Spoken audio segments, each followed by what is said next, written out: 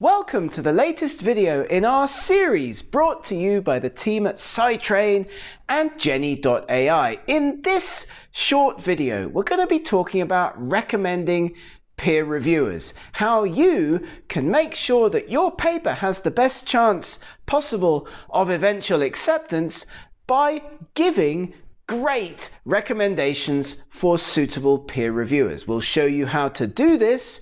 We'll show you how to build a network of potential peer reviewers, and we'll show you how to communicate those suggestions to your editor. It's all about success, and it's all about making sure your paper has the best possible chance of acceptance. So welcome to the video. Let's talk about selecting and choosing suitable peer reviewers.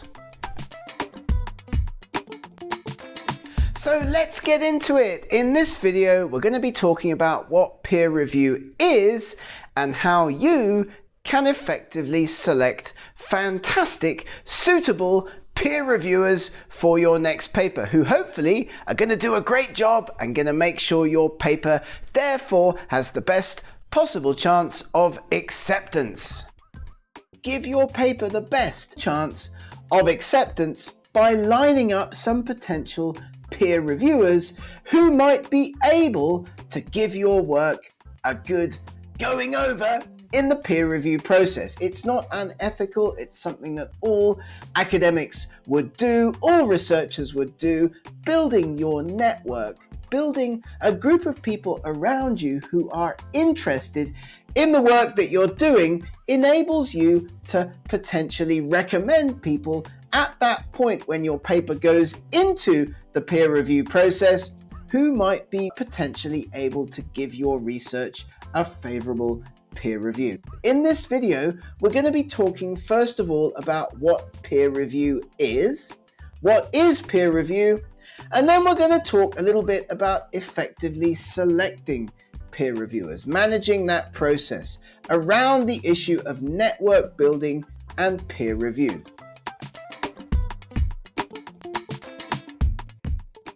Well, peer review is the process by which the quality of academic papers is judged.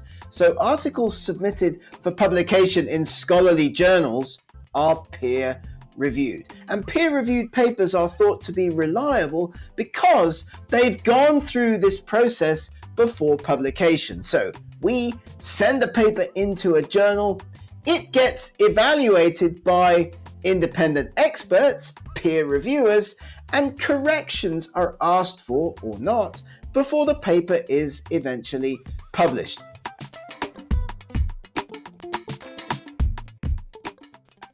Let's have a quick look at the three main kinds of peer review that international journals use. The first is single blind, and this is where only the reviewer knows the identity of the author. The author, you, me, we don't know who the reviewers are, and that's single blind. The editor sitting in the middle is there to police fair play and make sure that the review gets fairly transmitted back to the author, but in single blind peer review, it's the reviewer who knows the identity of the author.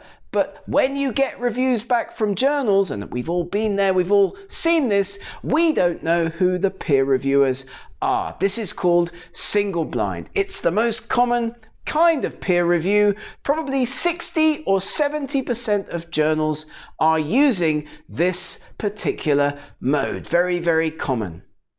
The second most common kind of peer review is what we call double blind, and that's a situation where only the editor, sitting in the middle of the process between the authors and the peer reviewers, knows the identity of each person. The editor knows you and the editor knows the peer reviewers, but you don't know who the reviewers are and they don't know who the authors are. And so for this reason, it's often considered double-blind peer review to be the fairest, least biased kind of peer review. Many journals use it. Many journals will give you the choice as an author to use this mode if you want. Indeed, a survey that was carried out by Scientific Reports in the mid-2000s showed that in fact when authors are given the choice, still many opt for single blind. Many also opt for double blind, and it depends actually on your region, on your country of origin, as to whether you would like your identity revealed to the reviewers in single blind or whether you would like to remain anonymous. The third most common kind of peer review that you see in international academic peer-reviewed publishing is open peer review. And this, of course, is where a research article gets put onto an open platform, like a preprint platform or a journal peer review platform website, and anyone can comment. Anyone can go in and put their thoughts in on the paper. Very good. Very popular with authors, but not so popular with peer reviewers. And it's really not been adopted to the extent that many people would like. The three most common kinds of peer review.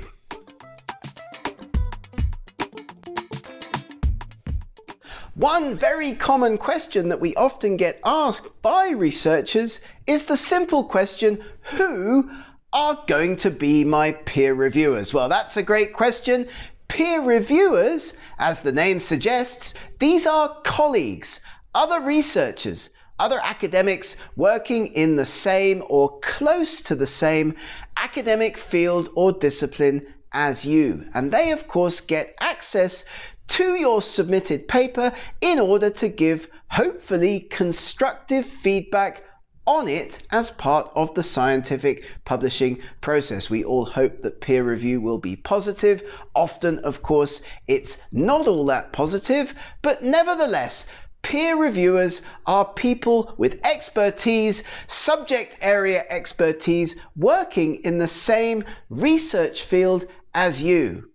They cannot be people that you've recently collaborated with. They should not be people that you've recently supervised. For example, students that have recently graduated from your research group or other colleagues in the same research department or research group, or people you've published with recently. And editors, in the process, editors will try to discover these connections, or people will tell editors about these potential conflicts of interest so that somebody who's not too close to you, your research, and perhaps with a vested interest in seeing it published, gets to perform peer review. That's who peer reviewers are.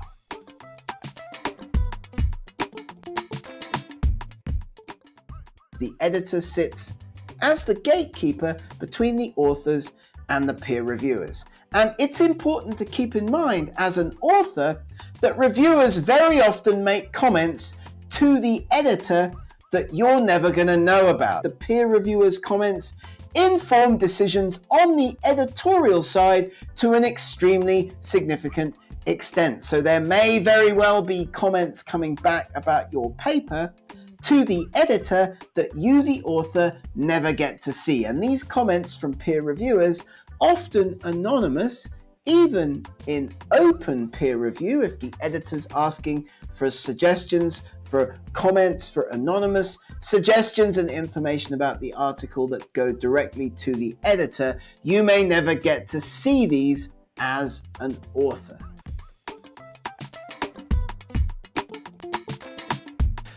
So in terms of peer review, here's a few things that you need to know. The first thing, of course, is that peer reviewers often, unfortunately, tend to look for problems with papers. And that's a big deal because, of course, we want our papers to have the best possible chance of acceptance, but also it's important for us as researchers to know that peer reviewers will often be looking for issues with our research. Where are those issues most likely to be? Well, often in the methods section, in the materials and methods, in terms of the kinds of analysis that you performed and the kind of data that you collected and how you collected the data. The methods section is by far the area of academic article writing and publishing where there are likely to be issues in peer review. So if you know this,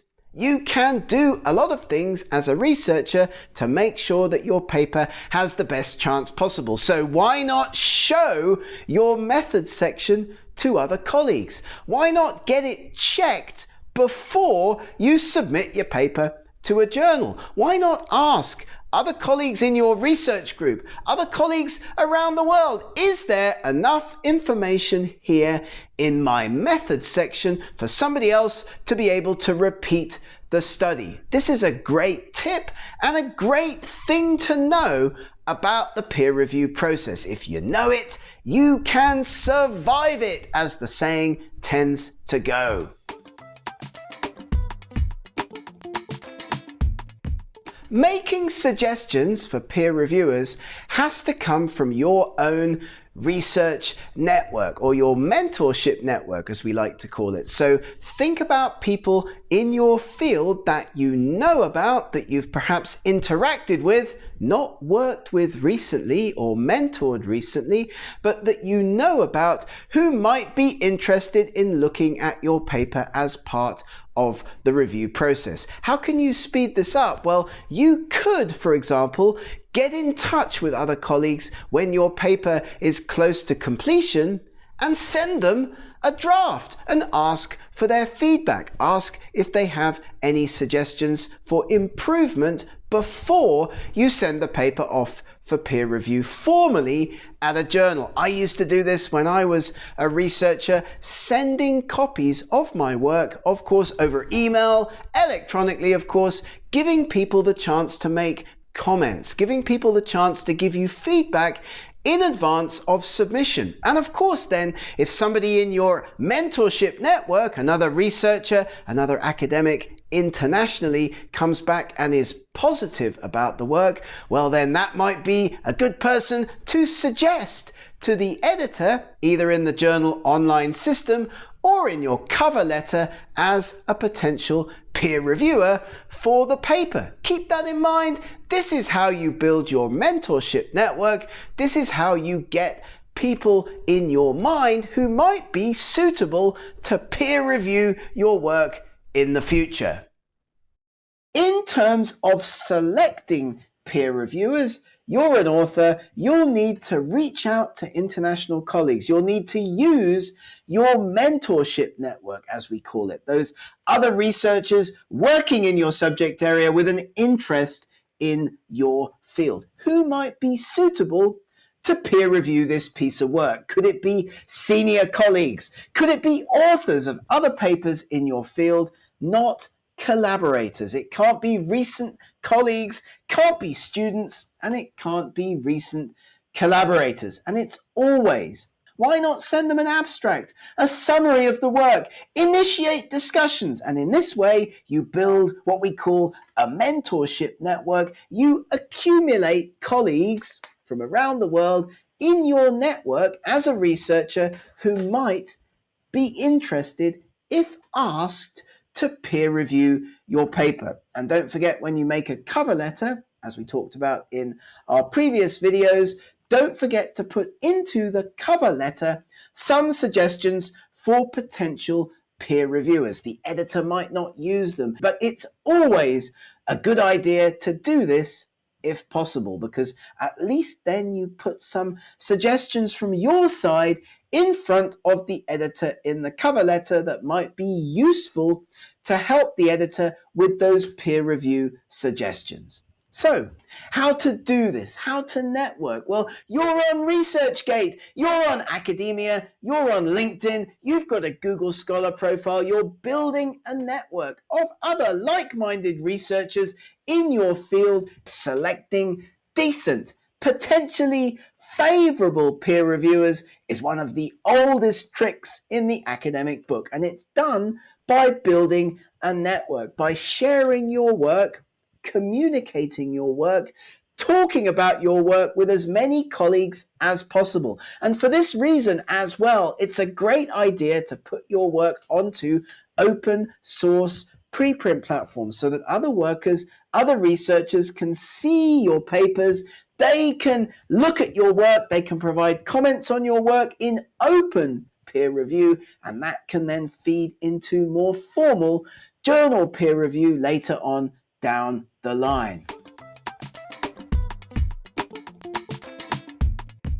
Selecting peer reviewers by editors in a journal online system is a really time-consuming process. In fact, it's one of the most problematic parts of the publishing process from a journal editor and a publisher's perspective. Finding peer reviewers is difficult, and often editors, of course, they're not full-time employees of the publisher. They're also busy academics like you, like me, working at universities and doing journal editorial work in their spare time. So they'll use Google Scholar, they'll use Academia, ResearchGate, Facebook, LinkedIn. They'll use tools like Global Campus, like Profi, for example, to find reviewers. Reviewer Credits is another fantastic tool that's often used. So what you need to do as an author is help journal editors. Give them information in your cover letter, in your submission from your network, from your mentorship network, that will help them speed up the process of peer reviewer selection.